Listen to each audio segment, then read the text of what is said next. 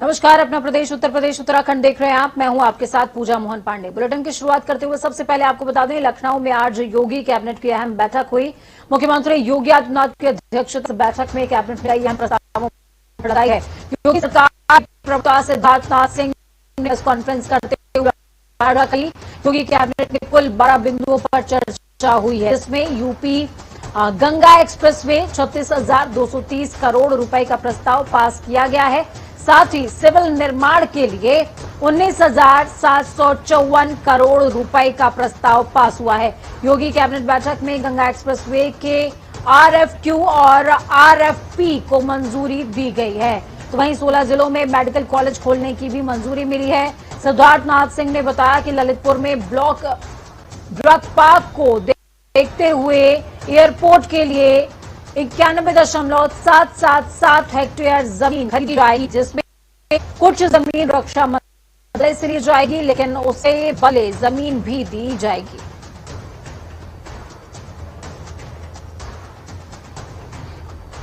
CM योगी ने आज लखनऊ में वृद्धा पेंशन के लाभार्थियों को पेंशन की सौगात दी है। इस दौरान सीएम ने करीबन 55,77,000 से ज्यादा पेंशन लाभार्थियों के खाते में रुपए ट्रांसफर किए हैं। सीएम ने 836 करोड़ 55 लाख रुपए लाभार्थियों के खाते में सीधे ट्रांसफर किए। इस दौरान सीएम योगी ने लाभार्थियों से वर्चुअली संवाद भी किया। इस दौरान सीएम योगी ने कहा कि वृद्धजन के पास अनुभवों की थाती है और ये हमारे मार्गदर्शक हैं। केंद्र और राज्य सरकार हर एक वृद्ध के जीवन और आजीविका का प्रबंधन करने के लिए सेवा भाव के साथ काम कर रही है। बुजुर्गों को राशन पानी की जरूरत हो या फिर बीमारी के समय इलाज और दवाइयों की, सब कुछ मुफ्त में मुहैया कराया जा रहा है।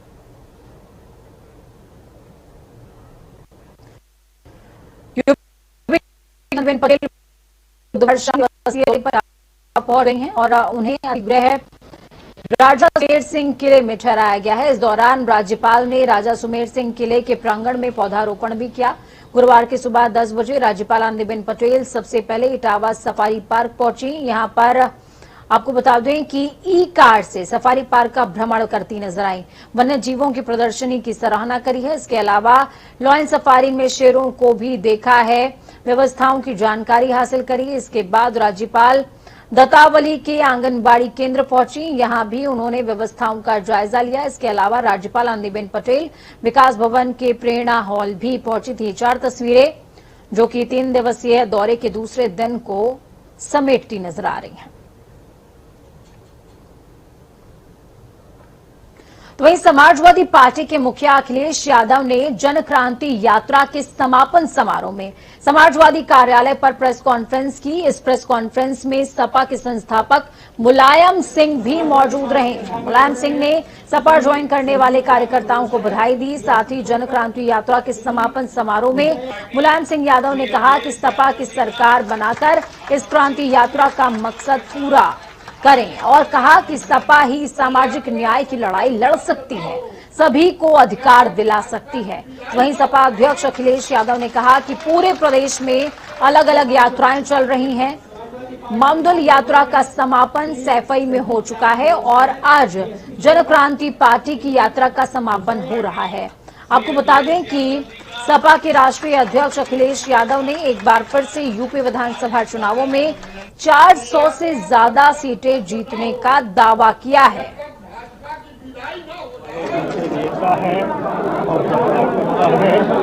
जागरूक है, इसलिए आप वो प्रयास कर रहे हैं समाजवादी पार्टी के लिए। उसी का परिणाम है इतनी बड़ी तादाद में पहली बार के लोग हैं। पहली बार लगातार आ रहे हैं, लेकिन भीड़ जहां तक है वो आज की तरीके नहीं है। आज हम नेताजी और पार्टी के सब लोग मिलकर के डॉक्टर संजय सिंह चौहान जी के सभी सहयोगी साथियों को, और जब यात्रा समाप्त हो रही है, हम आपको बधाई देना चाहते हैं और मुबारकबाद देना चाहते हैं। ये यात्रा जिन जिन जिलों से निकली है, ये यात्रा जिन जिन जिलों से होकर के आई है, वहां पर भारतीय जनता पार्टी का सफाया हो जाएगा। तो वहीं इस समय सूबे के हालात बद से बदतर हो चले हैं, क्योंकि मासूम मौत के साए में है।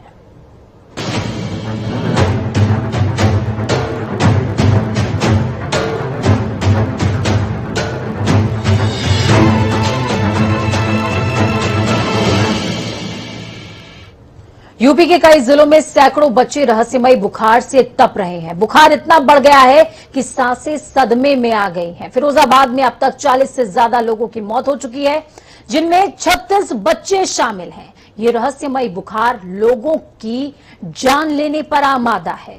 ये रिपोर्ट देखिए।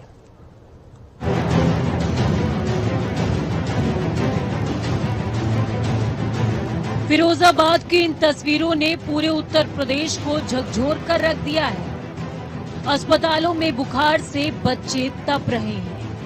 मां अपने बच्चों को थोड़ी थोड़ी देर में खुद थर्मामीटर लगाकर बुखार कम होने का इंतजार कर रही है, लेकिन बुखार है कि बच्चों और लोगों की जान लेने को आमादा है। बुखार की तपिश में बच्चों की जान जा रही है। अस्पताल मरीजों से भर चुका है। लोग इलाज के लिए अब जहां तहां भाग रहे हैं। किसी के कुछ समझ नहीं आ रहा कि ये कैसा बुखार है। फिरोजाबाद मेडिकल कॉलेज में इस बुखार से हाहाकार मचा हुआ है। यहां लगभग 250 मरीजों को भर्ती किया गया है। सारे मरीज इस रहस्यमय बुखार से तप रहे हैं और एक के बाद एक मरीज की मौत हो रही है। सरकारी आंकड़ों के मुताबिक फिरोजाबाद में अब तक इस रहस्यमय बुखार से 41 लोगों की मौत हो चुकी है। मौत के इस आंकड़े में 36 बच्चे भी शामिल हैं। फिरोजाबाद मेडिकल कॉलेज में लगभग 300 मरीजों को भर्ती किया गया। स्वास्थ्य विभाग इस बीमारी से लड़ने के लिए लगातार जूझ रहा है।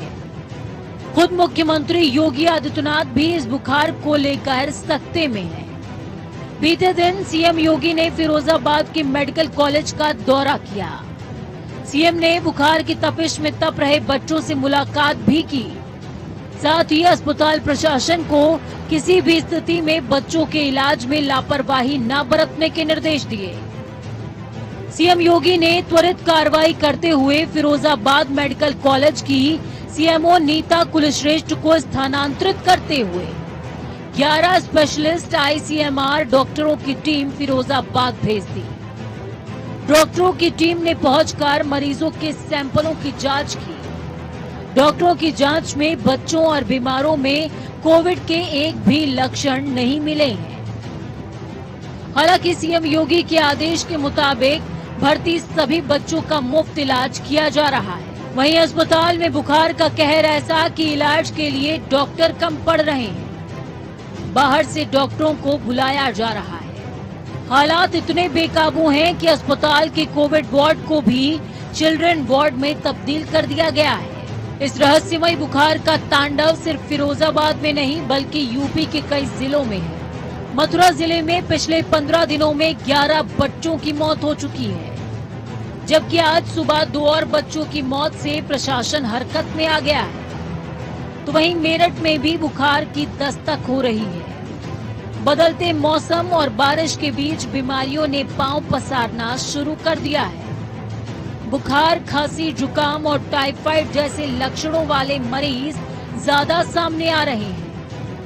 इस रहस्यमय बुखार की जद में यूपी के अन्य जिले भी हैं, जिनमें कासगंज, गोंडा, बस्ती, देवरिया, गाजीपुर, आगरा, आजमगढ़, सुल्तानपुर, बलिया सहित न जाने कितने ही जिले शामिल हैं। इस बुखार की जद में बच्चों के आने से मां की कोख सूनी हो रही है। ये बुखार बच्चों की जिंदगी का दुश्मन बन बैठा है। किसी को कुछ समझ नहीं आ रहा कि आखिर इससे निजात कैसे मिले। ब्यूरो रिपोर्ट, जनता टीवी। वहीं फिरोजाबाद में डेंगू और वायरल से मौतों को लेकर प्रियंका गांधी वाड्रा ने यूपी सरकार पर सवालिया निशान खड़े किए। प्रियंका गांधी ने ट्वीट करते हुए लिखा कि उत्तर प्रदेश में फिरोजाबाद, मथुरा, आगरा, कई अन्य जगहों पर बुखार से बच्चों समेत 100 लोगों की मौत हो जाने की खबर बेहद चिंताजनक है। उत्तर प्रदेश सरकार ने अभी भी स्वास्थ्य व्यवस्था मजबूत करने के लिए कोई ठोस कदम नहीं उठाया। अस्पतालों का हाल देखिए, ये है आपके इलाज की नंबर 1 सुविधा।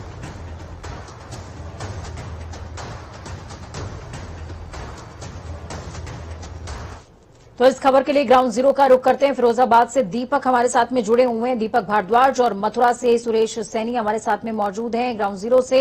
सबसे पहले रुख होगा फिरोजाबाद का। फिरोजाबाद के हालात बेहद बदतर हो चले हैं। दीपक, का क्या है ग्राउंड जीरो की अभी की स्थिति?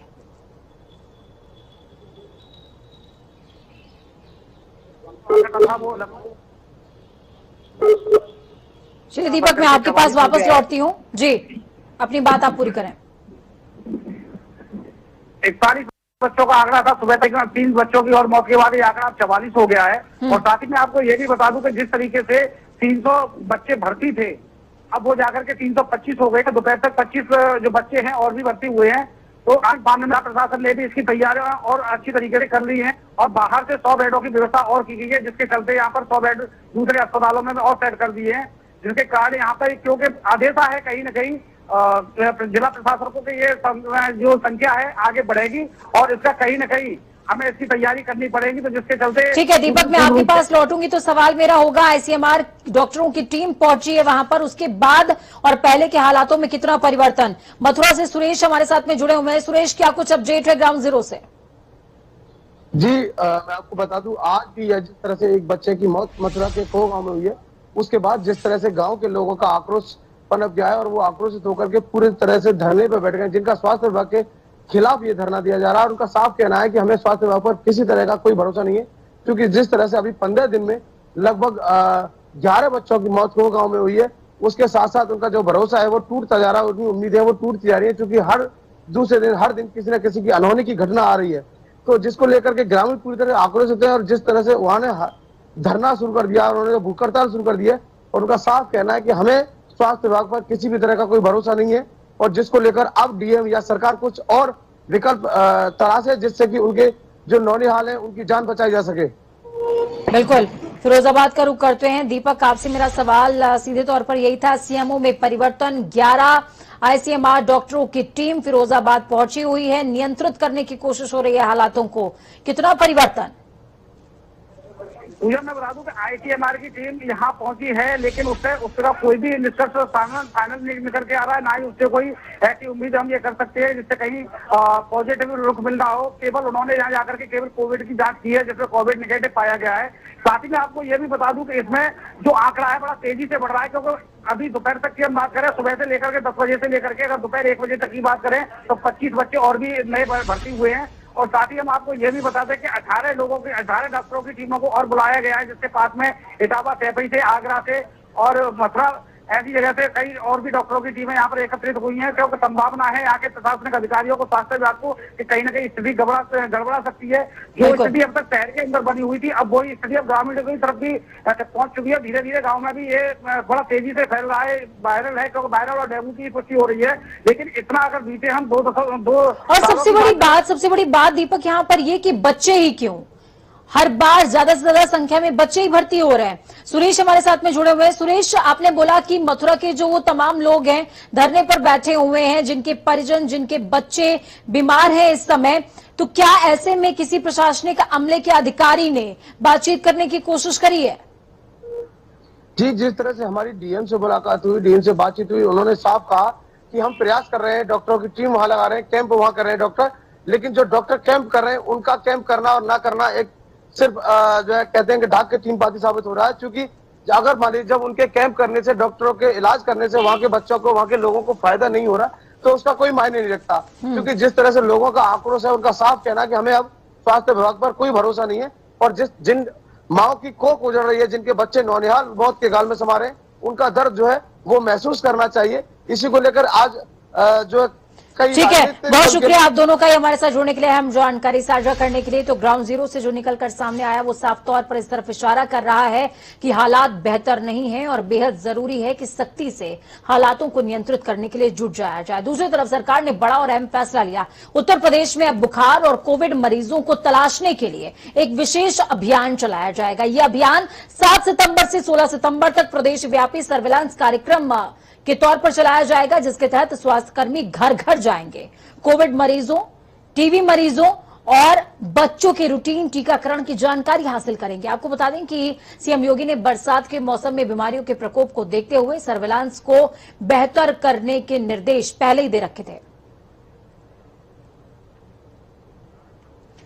तो वहीं दूसरी तरफ उत्तर प्रदेश के मुख्यमंत्री योगी आदित्यनाथ ने नोएडा में 40 मंजिला ट्विन टावरों के अवैध निर्माण के लिए नोएडा प्राधिकरण और साथ में रियल एस्टेट कंपनी सुपरटेक के बीच में मिली भगत की जांच के लिए एसआईटी गठित करने का आदेश दे दिया है। सरकार के प्रवक्ता के मुताबिक मुख्यमंत्री योगी आदित्यनाथ ने नोएडा के ट्विन टावर मामले में जांच के लिए तुरंत सरकारी स्तर पर एसआईटी गठित करने के निर्देश दिए हैं। साथ ही 2004 से 2017 तक इस पूरे मामले से जुड़े अधिकारियों की जवाबदेही तय करने के भी निर्देश हैं।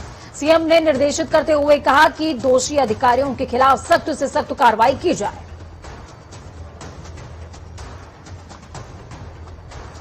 इस पूरे मामले पर ज्यादा जानकारी के लिए अनूप हमारे साथ में जुड़ चुके हैं ग्राउंड जीरो से। अनूप, क्या कुछ अपडेट है आपके पास, क्योंकि जिस तरीके से शिकंजा लगातार योगी सरकार के निर्देश के बाद कसा जा रहा है, एसआईटी की टीम गठित करने की बात भी कही जा रही है।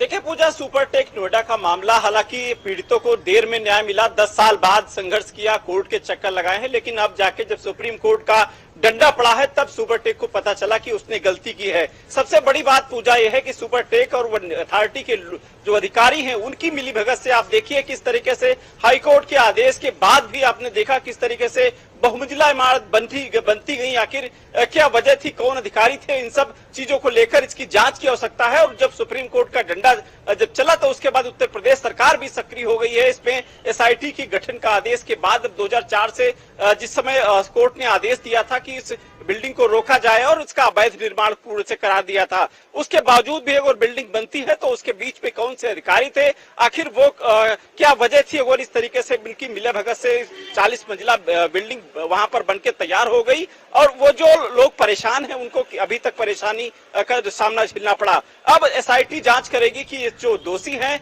उन पर तलवार लटकेगी और इस जांच कमेटी के बाद सरकार पे निर्णय लिया जाएगा। हालांकि अभी जो मुकेश गोयल को सस्पेंड किया गया है, लेकिन वो बहुत काफी नहीं माना जा सकता, क्योंकि पूजा ये मौत के मकान थे। ऐसे में किसी के जीवन के साथ खिलवाड़ करना, और 10 साल से जो व्यक्ति जो पीड़ित संघर्ष कर रहे थे उनका क्या, इस तमाम चीजों को लेकर एसआईटी का बिल्कुल बहुत सारे सवाल हैं जिनके जवाब मिलने अभी भी बाकी हैं। बहुत शुक्रिया अनूप हमारे साथ जुड़ने के लिए, अहम जानकारी ग्राउंड जीरो से साझा करने के लिए। खबरों में आगे बढ़ेंगे और रुख होगा देवभूमि का।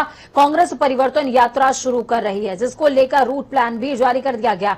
रणनीति के तहत 4 दिन में उधम सिंह नगर और नैनीताल जिलों की 13 विधानसभा क्षेत्रों में यात्रा के जरिए बदलाव का संदेश देने की कोशिश की जाएगी। प्रदेश प्रभारी देवेंद्र यादव, पूर्व सीएम हरीश रावत, प्रदेश अध्यक्ष गणेश गोंदियाल, नेता प्रतिपक्ष प्रीतम सिंह के अलावा 4 कार्यकारी अध्यक्ष और अन्य दिग्गज भी कार्यकर्ताओं में जोश भरते नजर आएंगे। कोरोना की महामारी से लड़ने में सरकार पूरी तरीके से अक्षम साबित हुई है। अर्थव्यवस्था पूरी तरीके से ध्वस्त है, विकास के कार्य अवरुद्ध हैं, भू कानून को लेकर के लोग सड़क पर संघर्ष कर रहे हैं। आपके सामने देवस्थानम साइन बोर्ड का जो गठन किया उसको लेकर के भी जो है तीर्थपूर्वक संघर्ष करने का काम कर रहे हैं। सारे कर्मचारी जो आज सड़कों पर संघर्ष करने का काम कर रहे हैं।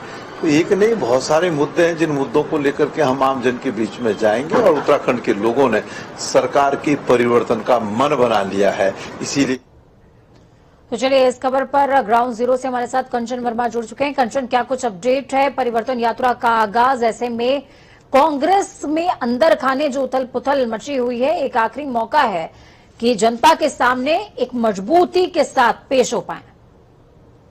जी बिल्कुल, देखिए कल जो है वो भाजपा की जन आशीर्वाद यात्रा जो थी उसी की तर्ज पर जो है कांग्रेस जो है परिवर्तन यात्रा यहाँ निकाल रही है, जिसका शुभारंभ जो है वो कल खटीमा के शहीद स्मारक जो है वहां से होगा और उसके बाद जो है 6 तारीख को इसका समापन रुद्रपुर में होगा। इस बीच जो यात्रा का रूट है मैं आपको बता दूं, खटीमा से शुरुआत होने के बाद ये यात्रा जो है वो नानकमत्ता होते हुए सितारगंज जाएगी और सितारगंज में इसका पहला पड़ाव रात को वहीं होगा, रात को वहीं रुकेंगे सभी लोग। और इसमें अगले दिन जो है वो हल्द्वाना जो है वो यात्रा किच्छा होते हुए हल्द्वानी जाएगी और हल्द्वानी के बाद जो है कालाडूंगी रामनगर होते हुए जसपुर जो है पहुंचेगी। जसपुर के बाद लेकिन सबसे बड़ी बात इसमें ये है कि कंचन, कांग्रेस ने अपनी ये जो परिवर्तन यात्रा है इसका आगाज कहां से किया है? वो जो स्टार्टिंग पॉइंट है खटीमा, मुख्यमंत्री की कॉन्स्टिट्यूएंसी। बिल्कुल बिल्कुल, मुख्यमंत्री कॉन्स्टिट्यूएंसी है। दूसरा ये भी है कि कार्यकारी जो प्रदेश अध्यक्ष हैं कांग्रेस के, वो भी वहीं से खटीमा से ही जो है वो तैयारी कर रहे हैं चुनाव की, और पिछला चुनाव भी लड़े थे। भुवन कापड़ी नाम है उनका। तो ऐसे में कहीं ना कहीं कांग्रेस को खटीमा जो है वो टारगेट पे है कि खटीमा को जो है वो ज्यादा हाईलाइट करना है। कहीं ना कहीं कांग्रेस जो है इसी का मन बना चुकी है और इसी को लेकर शहीद स्मारक से शुरुआत कर रही है। क्योंकि मैं आपको बता दूं, क्योंकि खटीमा जो है वो सैनिकों का इलाका है, वहां पे बड़ी मात्रा में जो है वो फौजी हैं, फौजी परिवार हैं। इसके अलावा मैं आपको बता दूं, और सबसे बड़ी बात यह है कि मुख्यमंत्री खुद फौजी परिवार से आते हैं। बहुत शुक्रिया आपका हमारे साथ जुड़ने के लिए कंचन, अहम जानकारी साझा करने के लिए। आम आदमी पार्टी ने उत्तराखंड मुक्त विश्वविद्यालय में 8 सहायक क्षेत्रीय निदेशक के पदों पर हुई भर्ती को लेकर सवाल उठाए हैं। आम आदमी पार्टी के प्रदेश प्रवक्ता नवीन परशाली का साफ तौर पर कहना कि उत्तराखंड मुक्त विश्वविद्यालय में 8 सहायक क्षेत्रीय निदेशकों के पदों में नियमों को ताक पर रखते हुए भर्ती की गई है। उन्होंने उच्च शिक्षा मंत्री धन सिंह रावत पर भी गंभीरता से आरोप लगाते हुए कहा कि उनके करीबियों की सहायक क्षेत्रीय निदेशक के पदों पर भर्ती की गई। साथ ही 9 सहायक प्रोफेसर की भर्ती अपने मंत्री, अधिकारी और नेता के करीबियों की करवाई गई है। धन सिंह रावत जी ने मुक्त विश्वविद्यालय के कुलपति के साथ मिलकर अपने रिश्तेदारों और कुलपति और अन्य अधिकारियों के रिश्तेदारों को असिस्टेंट रीजनल डायरेक्टर के पद पर नियुक्त किया है, जो एक बहुत बड़ा घोटाला है। उसके बाद ही 9 और प्रोफेसरों को नियुक्त किया जाता है। उसके बाद 56 और नियुक्तियां होती हैं। तो कुल मिलाकर आप कह सकते हैं कि मुक्त विश्वविद्यालय को भारतीय जनता पार्टी ने भ्रष्टाचार युक्त और प्राइवेट लिमिटेड कंपनी बना दिया है। तो वक्त यहाँ पर छोटे से ब्रेक के उस पार खबरों का सफर लगातार जारी रहेगा। बने रहिए जनता टीवी के साथ, क्योंकि हमें आपकी ताकत, अपना और अपनों का बहुत ज्यादा ख्याल रखिए। नमस्कार।